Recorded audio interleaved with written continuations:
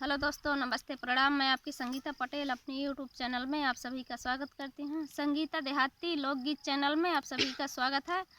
और यह पति पत्नी का चुटकुला नोकझोंक गीत है। कैसे लगे कमेंट में ज़रूर बताना। पत्नी क्या कहती है?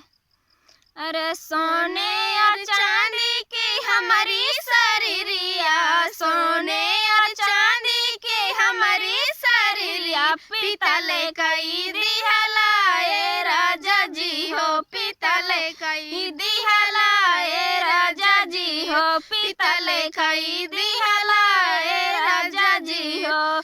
सोने और चांदी की हमारी शरीरिया, सोने और चांदी की हमारी शरीरिया, पीतल कई दिहलाए राजा जी हो, पीतल कई दिहलाए राजा जी हो। माई और बाप की पालल शरीरिया, माई और बाप की पालल शरीरिया, अपने कई लिहलाए राजा जी हो, अपने कई लिहलाए राजा जी हो, सपने कई दिहलाए राजा जी हो। अपने चाचा की एक बिटिया, अपने चाचा की एक बिटिया, सपने कई दिहलाए राजा जी हो, सपने कई दिहलाए राजा जी हो, सपने कई दिहलाए राजा जी हो।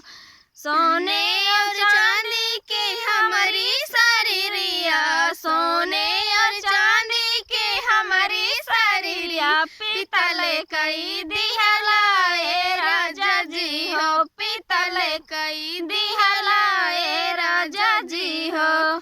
अपने भैया की एक बहिनिया, अपने भैया की एक बहिनिया, अलग कई दिहलाए राजा जी हो, अलग कई दिहलाए राजा जी हो, सपने कई दिहलाए राजा जी हो, सपने कई दिहलाए राजा जी हो। सोने और चांदी के हमारी शरीरिया, सोने और चांदी की हमारी शरीरिया, पीतल कई दिहलाए राजा जी हो, पीतल कई दिहलाए राजा जी हो, सपने कई दिहलाए राजा जी हो।